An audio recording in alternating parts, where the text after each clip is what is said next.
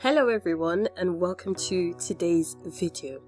Today I'd like us to look at the main difference between phonics and phonemic awareness, and I'd like us to take away from this video why we should rethink our practice, especially when it comes to teaching children to read in early childhood education in Nigeria.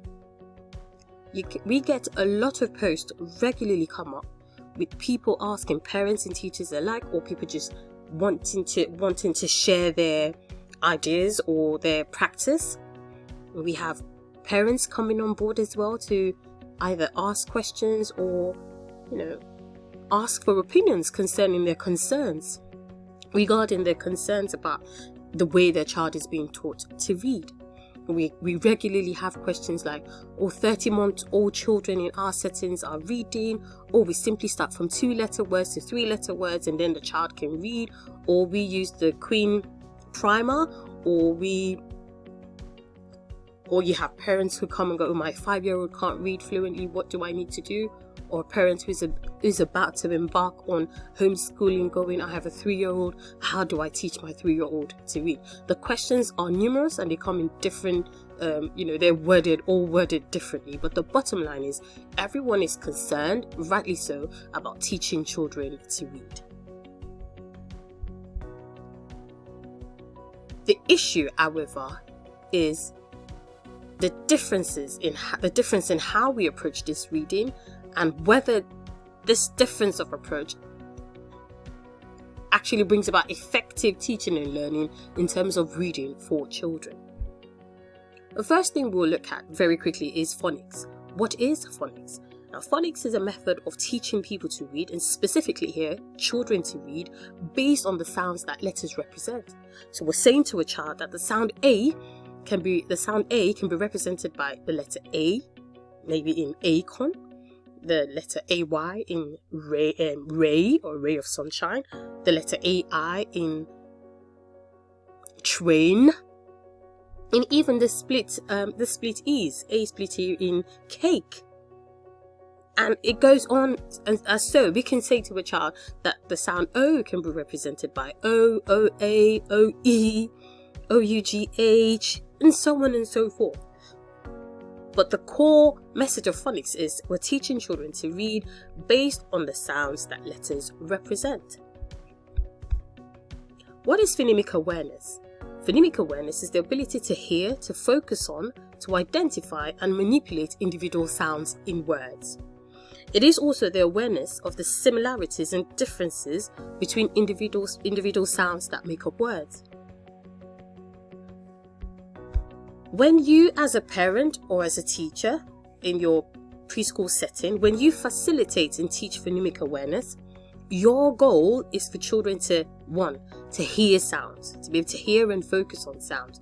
You want them to tune their ears to hear the sounds that make up the words they speak. You want a child to hear the word cat and rightly and easily identify that it is made up of 3 sounds: k, a, t. Cat.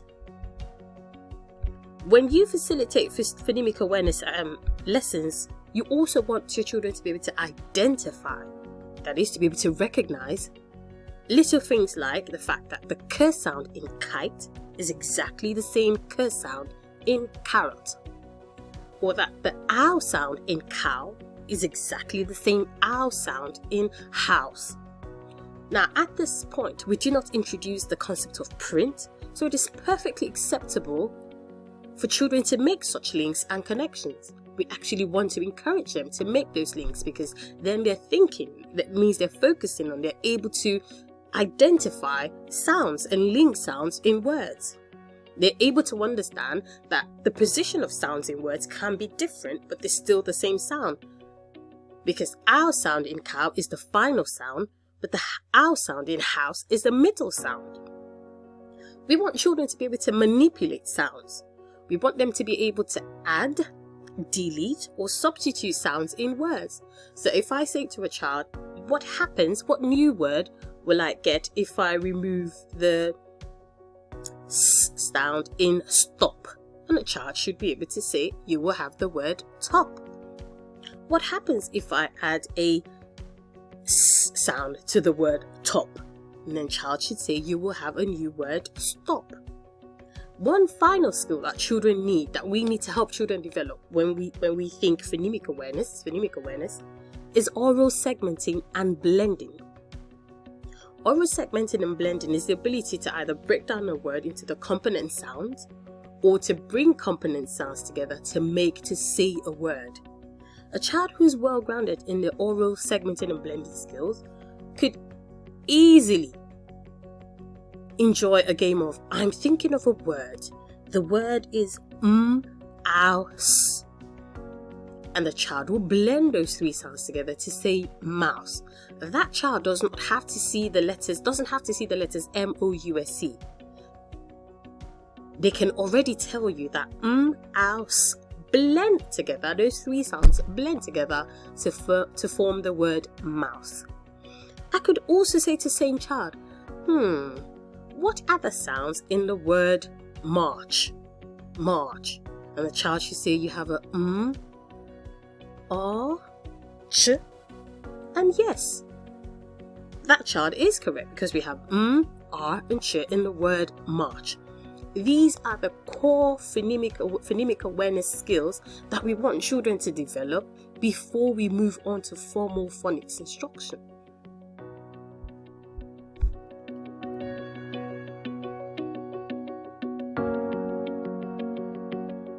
When you teach when children have secure phonemic awareness abilities, the child is able to know the number of sounds in a word, they're able to add, delete or substitute sounds, the oral segmenting and blending skills are, they're secure in that. Then we move on to teaching phonics. And again, with phonics, we need to follow a clear process. We cannot just say we're teaching phonics or we do 2-letter words or 2-sound words. No. There needs to be a clear lesson that shows children that the letter, especially when we're doing the pure sounds, that the letter A, represents at the initial stage the sound A. That the letter D represents the sound D. We always go from easy to hard. So we're starting with just the single letters. We're not complicating it with the digraphs or the diphthongs yet. No, just the simple ones. And then we build up on this.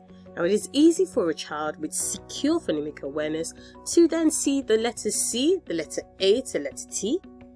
Having been taught that the letter C says K, the letter A says A, and the letter T says T, it is easy for that child to say cat because this is something they have done previously at the stage of developing phonemic awareness.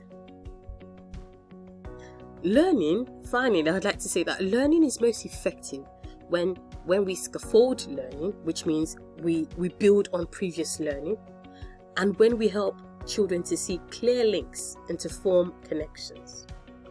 A solid foundation at the early childhood education phase is not for teachers or parents or homeschooling parents to ask, how can I get my 2-year-old to read? How can I get my 30-month-old to read? How can my 3-year-old child can't read well? No, that's not what we should be asking. What we should be asking is, the questions we should be asking are, what are the phonemic awareness abilities that we need to develop? What are the phonemic awareness skills that this child needs to develop?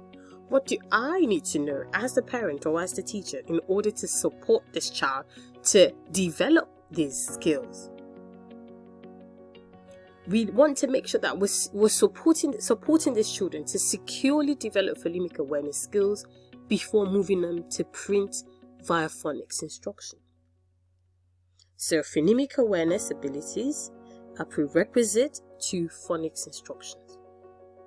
Let us try and probably read up on it. There's quite a bit of research out there showing how having a strong, secure sense of phonological and phonemic awareness is a very huge positive factor in children's reading when it comes to phonics instruction. I hope you've learned something. I'd like to read your comments, your questions, even your difference of opinion, to have a chat in the comment section. Thank you for watching. Don't forget to like and subscribe on our YouTube channel, Lola's Reading Corner, and I will see you in the next video.